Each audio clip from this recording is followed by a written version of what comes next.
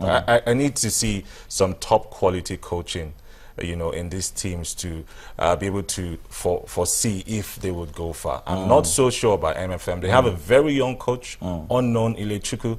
I don't know if he has. It's that more might, of the spirit. I think it's more of the team spirit working for Is MFM it the right now. fire spirit? Maybe, if you want to say that. All right, now quickly, guys, let's talk about the continent, the games on the continent. We expect to see games take place on the continent. Eyimba will be playing Vitalo of Burundi. That's where they're from. They'll be playing today. Right. Warri will be playing Al Marik, a game that a lot of people will be hoping that Warri Wolves will go past. It's going to be a difficult game for Warri Wolves. The only advantage they have is that they'll be playing in Nigeria for the first leg. They got to play the second leg when they travel to Sudan. Also, we will see Nasarawa play on the continent. They'll be playing against Constantine of Algeria. That's it. CS Constantine of Algeria. Remember, this game will be taking place in Abuja.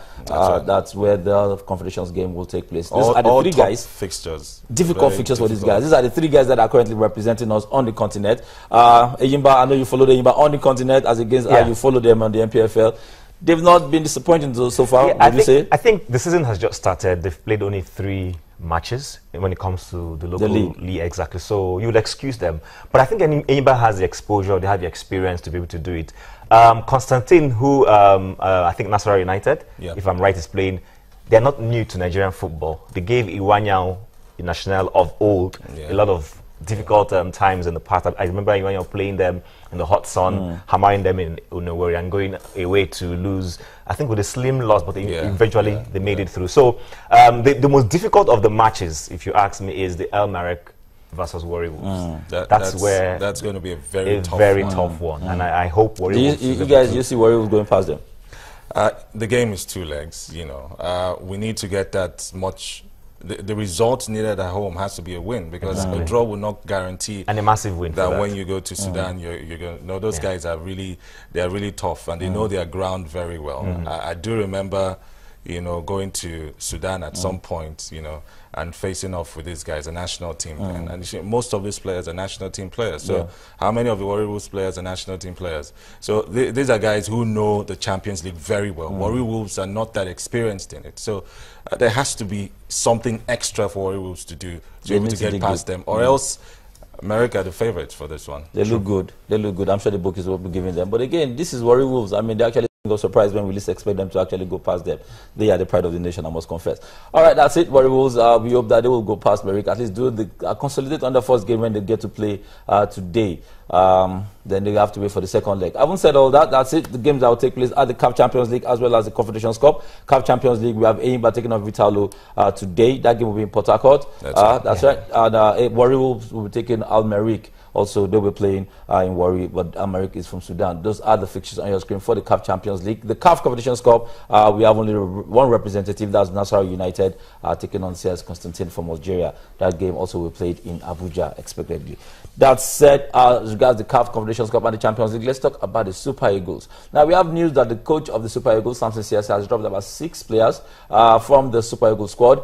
Some names have actually surprised a lot of people that he's dropped, although we know that some of the guys that he dropped, talking about the like of Shegun Dudua, Usman Mohammed and Stanley Dingba, dropped to actually go back to join the under-23 side. However, it was basically because they didn't report to the under-23 camp early, and he said that, you know what, don't come to the Super Eagles and stay with the under-23 side. Some people have said that it's just a way of just encouraging them to just go ahead and play for the under-23 side. Well, you know how it is. People just say when you have to say anything. I'd like you to tell us what the feeler is around Samson CSR. You've worked closely with him. Tell us what to expect. He's talking tough. He says that the Egyptian side is a side that he's familiar with.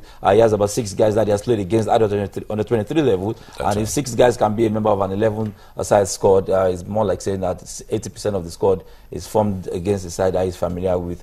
He's dropped the likes of Hassan Yao, Prince Agre, Ezekiel Bassi. Some people would have expected him to keep these guys as options. But if he says that he wants to drop them to as low as 13 guys, I mean, because what the media officer said is by next week we should have a complement of 13. That surprised everybody, from 22 to 13.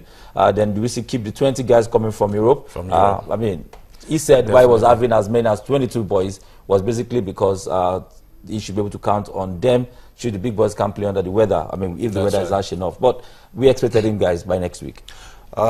That's right. That's Samson Siasia for you, dropping players. He's a disciplinarian. So why does he invite as many? Well, you know how it is. He has a very tough job. As it is, he can even invite 100 players, you know. the and NFF, justify dropping. Yeah, and justify dropping them. He has to take a look at the pool. I've been in open camps where Siasia organizes, and then he sizes you up for one day. How you kick the ball, how you're able to blend with the rest, and then you know, it tells you, look, you can't make this team. He has a very tough task. He's invited players. He's kept faith with. He's actually called some of his old players he's worked with, like Chibuzo Okonkwo, who I feel might be making the team, but who knows? He's also brought back Daniel Akpe, which makes the goalkeeping, you know, department competitive. You have, because you still have Femi Thomas, you have Ikechukwu, who is now wondering, will he be dropped? He's also played under Siasia as well. He went on as a backup goalkeeper to Daniel Akpe as well in the under-23. So he has options to choose from, which is good. He's dropped notable players, which is also good for the under-23 as well. Don't forget, he will also be taking them to the Olympic Games even after this one. We expect that in the coming days, during the training sessions, he'll be able to know which of these players, yes, because you have to make way for those foreign-based players. He has to really rely on them. That takes me to my next question. He has to rely on them. Why so? Because really, he did say that it's going to be a very harsh weather condition, and that's why he invited as many as 22 players. I mean, we heard him actually say that. Now, if you are going to reduce the crop of the guys, basically because he has to make way, according to your words, for the big boys, then why invite as many as 22 in the first place? Why don't you invite 6 or 10? You know, who even knows what's going to happen? There are cases where, but it's the Super Eagles. Okay, these players will turn up. I need to ask him this question now. The under 20 guys, the Super Eagles guys, there are 20 that are coming from Europe. I expect to come back latest by the 21st. Yeah. They report to Cabo latest by the 21st, so they can get to play that game on the 25th. Do you see them forming the crop of the team, or you see most of the guys from the local league forming the bulk of the team? I think Siasia, I think the notion or intention is to qualify. So my perception is that any of the players that are not in form, yes, he's invited some of these players. Like he rightly said, the weather may be harsh.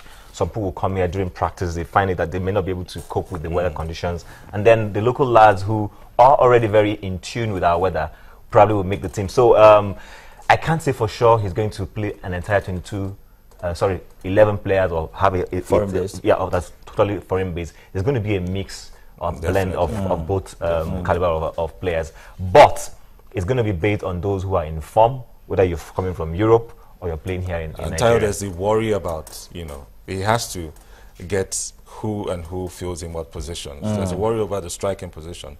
You know, that's why people are saying, is it Kabasi, Prince, Agre, why drop options? Because Odion Halo has had a goal drought now, which is very worrisome.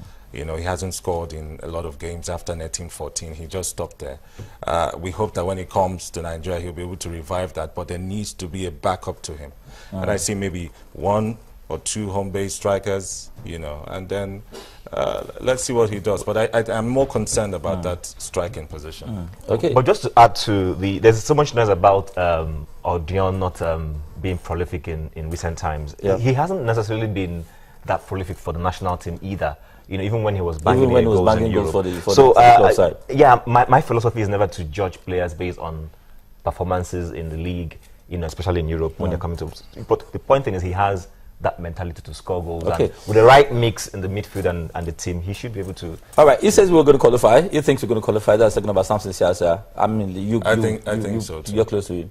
And you think so? I share him. I'm sure patriotic guys, both of you are. But again, I think we have enough to actually go past the Egyptians. We need to pick 6 points at least. That's win them at home, defeat them at home, and go back, or probably 4 points. Defeat them at home, then probably I think the main game is going to be away when they get to play in Egypt. This one. All right, wish them all the best. We're still going to keep up. We're going to keep tracking them as they prepare for that game that will take place on the 25th. Now, some people, like you have said, hope to see Odion Igalo actually get back to scoring form. Now, they get to play against Arsenal today. That's right. I'm sure a lot of Arsenal fans will not want him to come back to scoring form, but that will be unpatriotic as well. But let's talk about the games that will take place at the FA Cup today. We did see yesterday games. The game between Everton and Chelsea, that game ended 2-0 in favour of Everton. That means Everton will go into the semi-final as against Chelsea.